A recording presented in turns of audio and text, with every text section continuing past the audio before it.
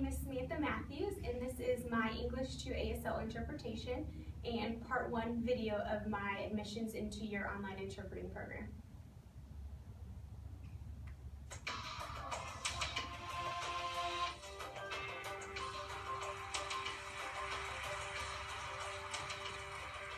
This is a course about justice, and we begin with a story. Suppose you're the driver of a trolley car, and your trolley car is hurtling down the track at 60 miles an hour. And at the end of the track, you notice 5 workers working on the track. You try to stop, but you can't. Your brakes don't work. You feel desperate because you know that if you crash into these 5 workers, they will all die. Let's assume you know that for sure. And so you feel helpless until you notice that there is, off to the right, a side track. And at the end of that track, there's one worker working on the track.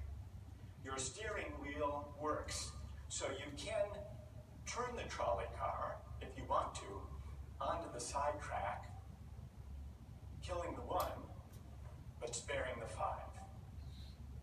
Here's our first question. What's the right thing to do? What would you do? Let's take a poll. How many would turn the trolley car onto the side track? Raise your hands. How many wouldn't? How many would go straight ahead? Keep your hands up, those of you who would go straight ahead. A handful of people would. The vast majority would turn. Let's hear first. Now we need to begin to investigate the reasons why you think it's the right thing to do. Let's begin with those in the majority who would turn to go onto the side track. Why would you do it? What would be your reason? Who's willing to volunteer a reason? Go ahead, stand up. Because it can't be right to kill 5 people when you can only kill 1 person instead. It wouldn't be right to kill 5 if you could kill 1 person instead. That's a good reason. That's a good reason. Who else? Does everybody agree with that reason? Go ahead. Well, I think it's the same reason on 9/11 in regard to people who flew the plane into the Pennsylvania field as heroes because they chose to kill the people in the plane and not kill more people in big buildings. So the principle there was the same on 9/11. It's a tragic circumstance, but better to kill 1 and so that 5 can live. Is that the reason most of you had, those of you who would turn? Yes? Let's hear now from those in the minority, those who wouldn't turn. Yes? Well, I think that's the same type of mentality that justifies genocide and totalitarianism. In order to save one type of race, you wipe out the other. So what would you do in this case? You would, to avoid the horrors of genocide, you would crash into the 5 and kill them? Presumably, yes. You? Yeah. Okay, who else? That's a brave answer. Thank you. Let's consider another trolley car case and see whether those of you in the majority want to adhere to the principle better that 1 should die so that 5 should live. This time you're not the driver of the trolley car, you're an onlooker. You're standing on a bridge overlooking a trolley car track, and down the track comes a trolley car. At the end of the track are 5 workers. The brakes don't work. The trolley car is about to careen into the 5 and kill them. And now, you're not the driver. You really feel helpless until you notice, standing next to you, leaning over the bridge, is a very fat man.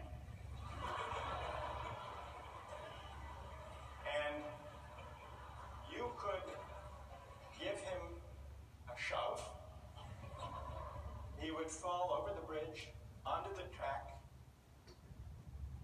right in the way of the trolley car.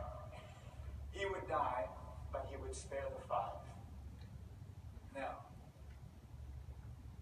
how many would push the fat man over the bridge? Raise your hand. How many wouldn't? Most people wouldn't. Here's the obvious question. What became of the principle? Better to save 5 lives even if it means sacrificing 1. What became of the principle that almost everyone endorsed in the first case? I need to hear from someone who was in the majority in both cases. How do you explain the difference between the two? Yes? The second one, I guess, involves an active choice of pushing the person down, which I guess that person himself would otherwise not have been involved in the situation at all. And so to choose on his behalf, I guess, to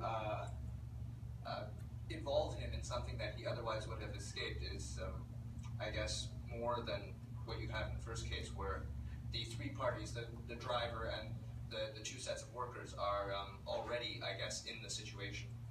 But the guy working, the one on the track off to the side, he didn't choose to sacrifice his life any more than the fat man did he?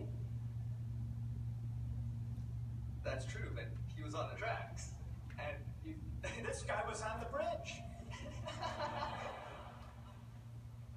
Go ahead, you can come back if you want. All right, it's a hard question. You did well, you did very well. It's a hard question. Who else can find a way of reconciling the reaction of the majority in these 2 cases? Yes? Well, I guess in the first case, where you have the 1 worker and the VOD, it's choice between those 2, then you have to make a certain choice, and people are going to die because of the trolley car, not necessarily because of your direct actions. The trolley car is a runaway thing, and you're making a split-second choice, whereas pushing the fat man over is an actual act of murder on your part. You have control over that, whereas you may not have control over the trolley car. So I think it's a slightly different situation. All right, who has a reply? No, that's good. Who has a way, who wants to reply? Is that a way out of this?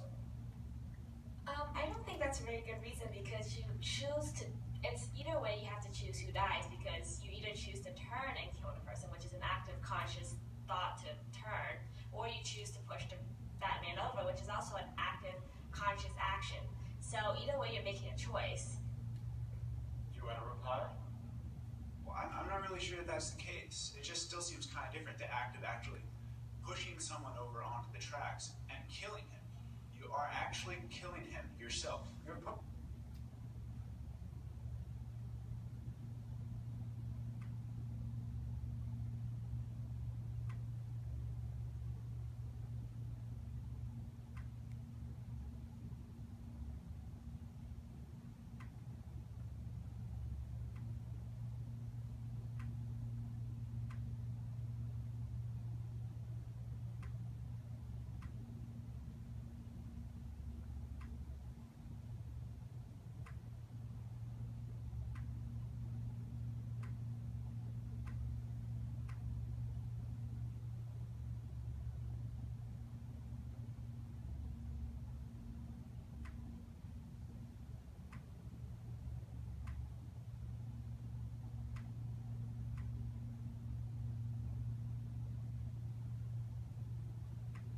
You have to choose who dies, because you either choose to turn and kill the person, which is an active conscious thought to turn, or you choose to push the fat man over, which is also an active conscious action.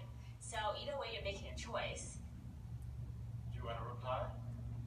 Well, I'm not really sure that that's the case. It just still seems kind of different, the act of actually pushing someone over onto the tracks and killing him. You are actually killing him yourself.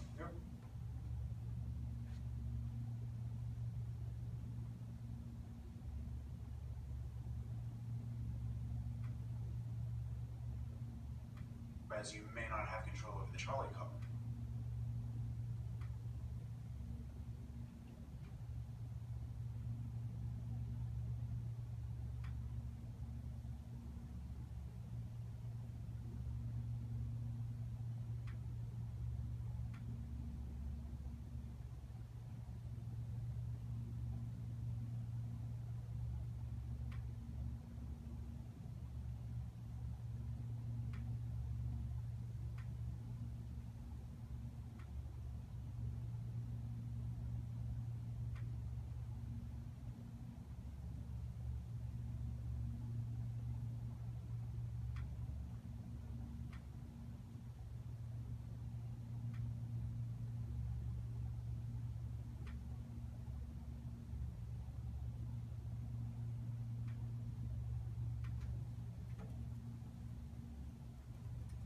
some reason my video is stopping and not restarting.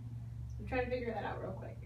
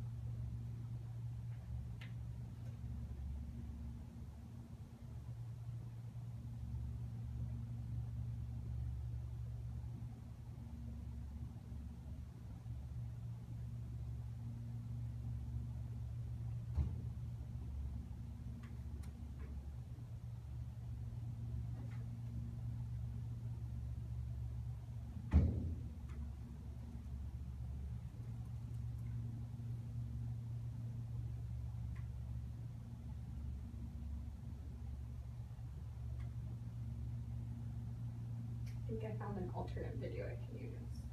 Cover. So I think it's a slightly different situation. All right, who has a reply? No, that's good. Who has a way? Who wants to reply? Is that a way out of this?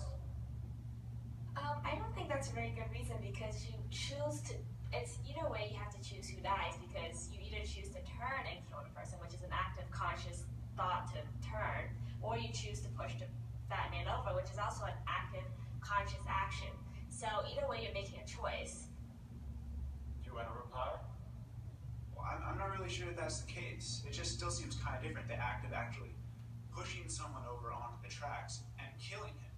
You are actually killing him yourself. You're pushing him with your own hands. You're pushing him, and that's different than steering something that is going to cause death into another. You know, it doesn't really sound right saying it now. No, it's good. Okay. It's good. What's your name? Andrew. Andrew, let me ask you this question, Andrew. Yes. Suppose standing on the bridge next to the fat man, I didn't have to push him. Suppose he were standing over a trap door that I could open by turning a steering wheel like that.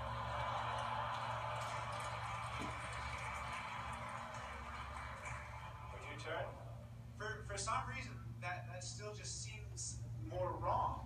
Right? I mean, maybe if you accidentally leaned into the steering wheel or something like that. But or say that the car is hurtling towards a switch that will drop the trap. Then I can agree with that. Fair enough. It still seems wrong in a way that it doesn't seem wrong in the first case to turn, you say. And in another way, I mean, in the first situation, you're involved directly with the situation. In the second one, you're an onlooker as well. All right. So you have the choice of becoming involved or not by pushing the fat man. Let's forget for the moment about this case. That's good.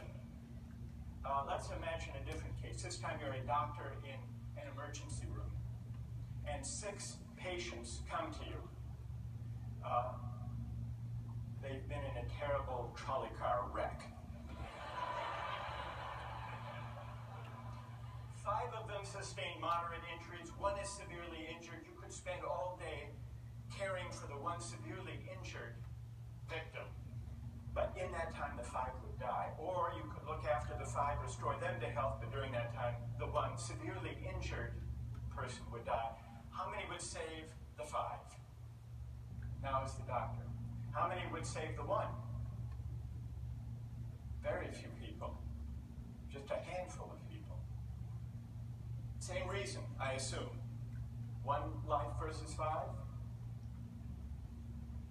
Now consider another doctor case. This time you're a transplant surgeon, and you have 5 patients each in desperate need of an organ transplant in order to survive. One needs a heart, one a lung, one a kidney, one a liver, and the 5th, a pancreas. And you have no organ donors. You are about to see them die. And then it occurs to you that in the next room, there's a healthy guy who came in for a checkup. And he's... You like that? And he's taking a nap. You could go in very quietly, yank out the 5 organs, that person would die. But you could save the 5. How many would do it? Anyone? How many? Put your hands up if you would do it.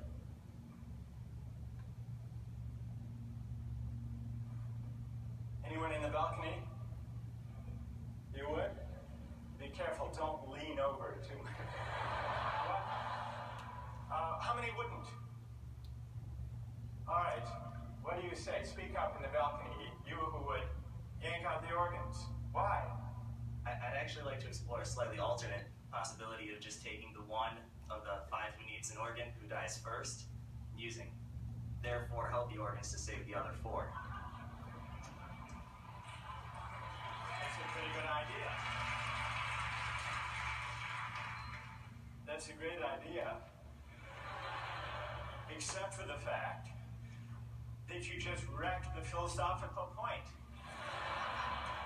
Well, let's step back from these stories and these arguments to notice a couple of things about the way the arguments have begun to unfold. Certain moral principles have already begun to emerge from the discussions we've had. And let's consider what those moral principles look like. The first moral principle that emerged in the discussion said the right thing to do, the moral thing to do, depends on the consequences that will result from your action. At the end of the day, better that 5 should live, even if 1 must die. That's an example of consequentialist moral reasoning.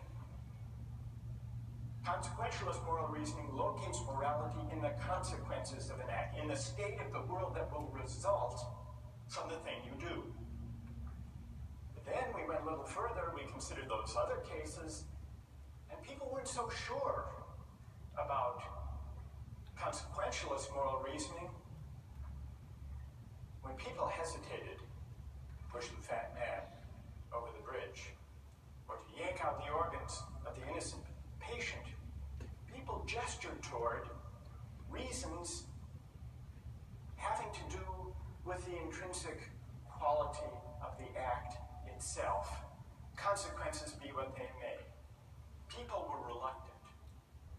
People thought it was just wrong, categorically wrong, to kill a person, an innocent person, even for the sake of saving 5 lives. At least people thought that in the second version of each story we considered. So this points to a second categorical way of thinking about moral reasoning. Categorical moral reasoning locates morality in certain absolute moral requirements, certain categorical duties and rights, regardless of the consequences. We're going to explore in the days and weeks to come the contrast between consequentialist and categorical moral principles. The most influential example of consequential moral reasoning is utilitarianism, a doctrine invented by Jeremy Bentham, the 18th century English political philosopher. The most important philosopher of categorical moral reasoning is the 18th century German philosopher Immanuel Kant. So we will look at those two different modes of moral reasoning, assess them, and also consider others. If you look at the syllabus, you'll notice that we read a number of great and famous books. Books by Aristotle, John Locke, Immanuel Kant, John Stuart Mill, and others. You'll notice too from the syllabus that we don't only read these books, we also take up contemporary political and legal controversies that raise philosophical questions. We will debate equality and inequality, affirmative action, free speech versus hate speech, same-sex marriage, military conscription, a range of practical questions. Why? Not just to enliven these abstract and distant books, but to make clear, to bring out what's at stake in our everyday lives, including our political lives, for philosophy. And so we will read these books, and we will debate these issues, and we'll see how each informs and illuminates the other. This may sound appealing enough, but here I have to issue a warning. And the warning is this: to read these books in this way, as an exercise in self-knowledge, to read them in this way carries certain risks. Risks that are both personal and political. Risks that every student of political philosophy has known. These risks spring from the fact that philosophy teaches us and unsettles us by confronting us with what we already know. There's an irony. Went a little too far, but there is my English to ASL interpretation. Sorry for the delay in the middle. Found it to work. I found it on YouTube really quickly. So thank you so much.